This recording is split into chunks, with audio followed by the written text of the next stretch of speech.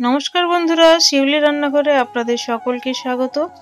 আমি শিউলি আজ আবার একটি নতুন রেসিপি নিয়ে আপনাদের কাছে চলে এলাম। আজ আমি কারি পাতা দিয়ে কুমড়োর একটা দারুণ রেসিপি নিয়ে এসেছি। আপনারা একবার হলেও ট্রাই করে দেখবেন, আশা করছি এই রেসিপিটা আপনাদের খুবই ভালো লাগবে। এখানে আমি একটা পাকা কুমড়ো নিয়েছি, তো 500 গ্রাম নিয়েছি। এখানে কুমড়োটা 500 গ্রাম আছে, আপনাদের যতটা প্রয়োজন নিয়ে নেবেন। কুমড়োর খোসাটা ছাড়িয়ে আমি এরকম ডুমো ডুমো করে কেটে নিয়েছি। খেয়াল রাখবেন সাইজগুলো যেমন একই রকম থাকে, ছোট বড় বেশি যেমন না থাকে। কুমড়ো একটু একটু খোসা রেখেছি আর আর একটু করে কেটে দিয়েছি। এখানে কড়াইতে পরিমাণ মতো সরষের তেল দিয়ে আমি এখানে বিউলির ডালের বড়ি ভেঙে নিয়েছি। আপনারা বড়িগুলো গোটাও রাখতে পারেন, তবে আমি বলবো এই রান্নাতে এরকম ভেঙে ব্যবহার করবেন। এবার 5টা কারি পাতা আমি এই বড়ির সাথে ভেজে নিচ্ছি। খুব সুন্দর কালার করে ভেজে নিয়েছি বড়িটা, দেখুন দেখি বোঝা যাচ্ছে একটু লালচে লালচে কালার করে ভেজে নিয়েছি। আর আঁচটা অবশ্যই মিডিয়াম টু লো এর মধ্যে রেখে বড়িটা ভাজবেন, তাহলে ভালোভাবে ভাজা যাবে। কারি পাতা এবং বড়ি ভাজা দুটোই একটা পাত্রের মধ্যে তুলে রেখে নিলাম। এবার ওই তেলের মধ্যে আমি কুমড়োটা দিয়ে নিচ্ছি আর কুমড়োটা আমি ভেজে নেব।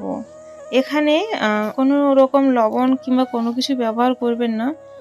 মিডিয়াম টু হাই আঁচের মধ্যে কুমড়োটা একটু কালার করে ভেজে নেব। এখানে লবণ ব্যবহার করলে কিন্তু নরম হয়ে যাবে কুমড়োটা। এবার একটা বাটি নিয়েছি, মশলাটা রেডি করছি। 1 চামচ জিরে গুঁড়ো, 1 চামচ ধনে গুঁড়ো আর হাফ চামচ আমি হলুদ গুঁড়ো দিয়ে নিলাম। আর এখানে আমি কাশ্মীরি লঙ্কা গুঁড়ো হাফ চামচের মতো দিয়ে নিলাম। এটা আপনারা চাইলে দিতে পারেন, নয়তো স্কিপ করতে পারেন। এবার একটু একটু জল দিয়ে আমি এখানে মশলাটা ভালোভাবে গুলে নেব। এরকমভাবে আগেই যদি রেডি করে রাখেন তাহলে কিন্তু ভালো হয়। যে কোনো রেসিপিতে আপনারা চাইলে এরকমভাবে রেডি করে রাখতে পারেন আগের থেকে। এখানে কুমড়োটা দেখুন খুব সুন্দর কালার করে ভেজে নিয়েছি। এবার কুমড়োটা আমি অন্য একটা পাত্রে আবারও তুলে নিচ্ছি। এরকমভাবে কুমড়োটা ভেজে রান্না করলে কিন্তু রান্নার টেস্টটা দুর্দান্ত হয়। আর এই রেসিপিটা আপনারা রুটি, পরোটা, লুচি সব কিছুর সাথে খেতে পারবেন, এমনকি ভাতও খেতে পারবেন, মানে দারুণ টেস্ট আসবে। সব কুমড়োটাই কিন্তু তুলে নিলাম। এবার রান্নাতে যাব। এবার কড়াইয়ে আর একটু তেল দিয়ে নিচ্ছি, যেহেতু তেল ছিল না একটু। এবার একটু তেল দিয়ে আমি একটা তেজপাতা, একটা শুকনো লঙ্কা ফোড়নে দিয়ে নিলাম। আর এখানে 5 ফোড়নও সামান্য দিয়ে নিয়েছি। এবার ফোড়নটা কিছুক্ষণের জন্য ভেজে নেব।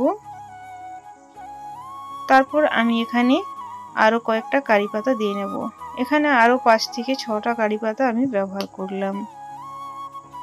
তো বন্ধুরা, এরকমভাবে যদি কারি পাতা দিয়ে কুমড়োটা বানানো হয়, মানে সেন্টটা অসাধারণ আসে।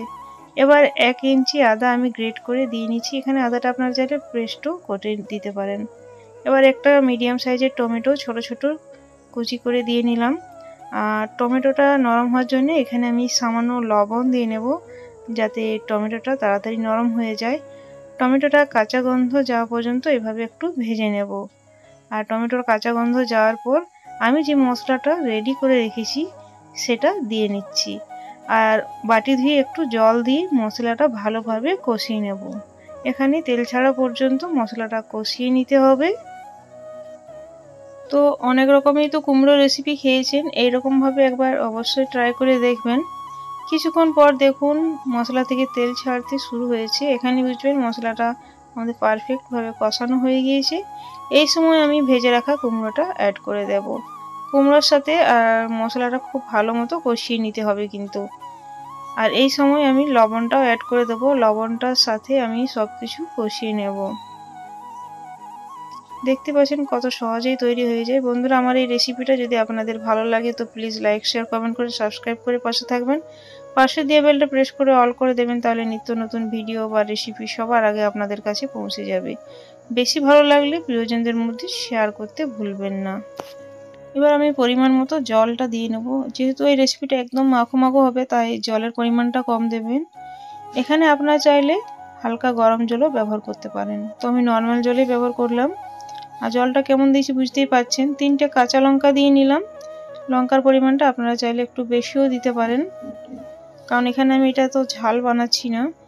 আর একটু চিনি দিলাম। কুমড়োতে একটু চিনি দিলে কিন্তু খুব সুন্দর টেস্ট আসে। এবার ঢাকনা দিয়ে ঢেকে কুমড়োটা সেদ্ধ হওয়া পর্যন্ত অপেক্ষা করব। মোটামুটি 7-8 মিনিট হয়তো সময় লাগবে, তার বেশি সময় লাগবে না। ঢাকনা খুলে আমি বড়ি ভাজা বড়িটা, আর এখানে আমি আমচুর পাউডার আমি হাফ চামচের মতো দিয়ে দিলাম, তারপর ভালোভাবে মিশিয়ে নিলাম। এই আমচুর পাউডারটা দিলে কিন্তু দারুণ টেস্ট আসে। কুমড়োটা কিন্তু খুব সুন্দরভাবে সেদ্ধ হয়েছে, দেখিয়ে দিলাম। আমচুর পাউডার না থাকলে একটু লেবুর রসও আপনারা দিয়ে দিতে পারেন। এবার গ্যাসটা অফ করে স্ট্যান্ডিং টাইমে নিয়ে আমি পরিবেশন করব। দেখুন বন্ধুরা, কি দুর্দান্ত হয়েছে রেসিপিটা, দেখেই বুঝতে পারছেন। আজ তাহলে আসছি, পরে একটি নতুন ভিডিও বা রেসিপি নিয়ে আপনাদের সাথে আবার দেখা হবে। Thanks for watching.